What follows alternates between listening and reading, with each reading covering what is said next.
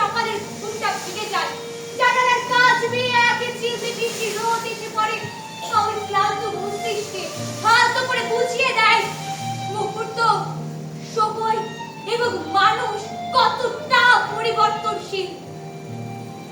অথচ এত অদ্ভুত মায়া রয়ে যায়, ঠিক যেন আয়নার সামনে ভেসে আছে তোমার নিখুঁত প্রতিবিম্ব। হঠাৎ করে সে আয়না ভেঙে টুকরো